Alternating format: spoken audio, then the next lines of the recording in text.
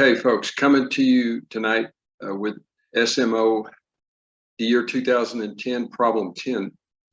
And you're supposed to evaluate this expression here, the binomial root 11 plus 5 quantity raised to the 8, and then its conjugate raised to the 8th power. Now, I think this would factor, like if this were, say, to the 9th, it would factor, and that might factor favorably, I'm not sure. But it doesn't really factor in any kind of nice way I'm aware of. So it turns out there's kind of a nice idea here that I like, at least, and that actually more or less proves this useful fact. And when I say it's useful, you get everything raised to even powers, which is nice when you have these radicals. You're going to get natural number solutions. But let's talk about why this fact is useful, why it's true. And also you can see why we need it. You see, this is exactly in this form we have. Think of this as a plus b quantity raised to the 8th power plus a minus b quantity raised to the 8th power. This is exactly that form. And notice each one of these guys would have like 9 distinct terms, right? X plus y to the 8th produces 9 terms. X minus y to the 8th also produces 9 terms. But it turns out this guy alternates, and some of the alternating terms are exactly the additive inverses of the term in this expression. Let me show you what I mean. Like in this expansion right here, we'll forget x to the 8th. X to the 8th is in both of the terms, right? So you can see where the 2x to the 8th comes from. There's an x to the 8th here and an x to the 8th here. So certainly 2x to the 8th is going to lead off. And the same with y to the 8th, owing to the fact that when you raise minus y to the 8th, you also get y to the 8th, all right? So these first two terms are pretty obvious, right? Now let's move along. Now the very next term in this expansion would be, let me just write it over here, 8 x to the 7th y. Now you guys, those of you familiar with the binomial expansion or Pascal's triangle know exactly where this is coming from. This would be 8 choose 7, and you're choosing 7 x's and 1 y. So that's why 8 choose 7 and 8 choose 1 are the same value. That would be 8. But notice that right over here, that very same term, because you have a minus in front of the y here, would be minus 8x to the 7th y. Okay. And I'm just putting the y up to the first for emphasis. So folks, you see these two terms would cancel out. That's why you don't see the terms over here.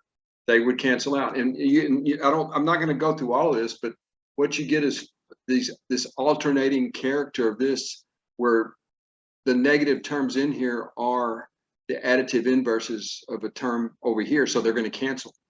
Now notice what's left over here. You have 8th power, 2nd power, 6th power. These are all even powers that wipe out the minus sign, so you're not going to have the offsetting conditions that occurred right here.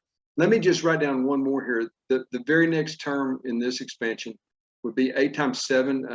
That would be 8 choose 6. So you would have 8 times 7 divided by 2. I think, what is that? That 28. So you would have 28 x to the 6th y squared.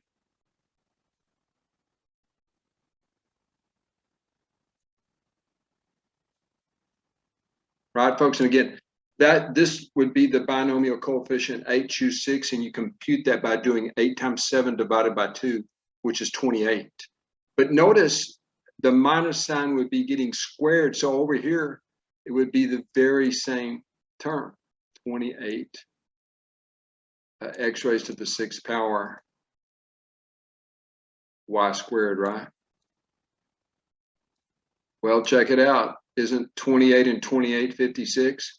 And isn't that term present over here? So you see that nothing canceled here because the minus signs get gobbled up by the even exponents, right? So anyway, that's it for that. So we're just going to take this as a fact at this point. Okay, we're just going to take this as a fact. And let's go down, take a look at our result here. And y'all, this is just a bunch of grinded out arithmetic, okay? A bunch of grinded out arithmetic. You can see that all I did, I just copied this result right down to here and replaced the x's and the y's with a root 11 and root 5. And I did that all the way across. Now, right here, just to see a feel for what we're doing right here, what does this say? Plus 2 see, that's 2 times 5, the square root of 5 raised to the 8th. That would be 2 times 5 raised to the 4th, right? That's 2 times 5 to the 4th, because the square root of 5 is 5 to the 1/2, right? So 5 to the 1/2 raised to the 8th power is 5 to the 4th. All right. Now, similarly, see right here, this right here, 11 to the 6th, this would be the same thing as 11. I'll show the step here, 11 to the 1/2. 11 to the 1/2 power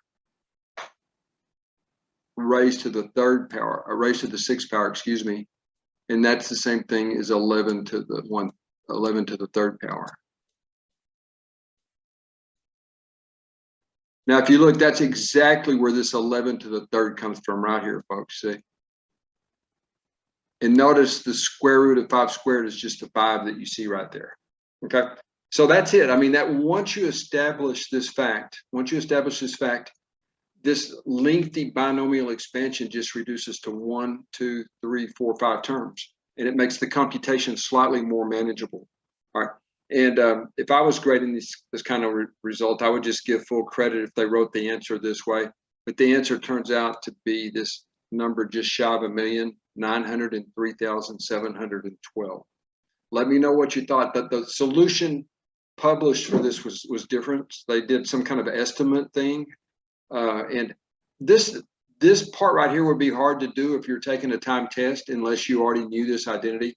But it's pretty clear that this minus sign leads to a lot of cancellations. This would be a pair of cancellations. And the very next term, x to the 5th y cubed, would also be some canceling terms. So again, let me know what you think. I'd like to know if you like this approach. Again, for somebody who's actually doing this test in real time, I don't know if this is particularly useful. You might not notice this, and you might have to come up with something else. But I don't know another way to do it really, other than this. This seems to be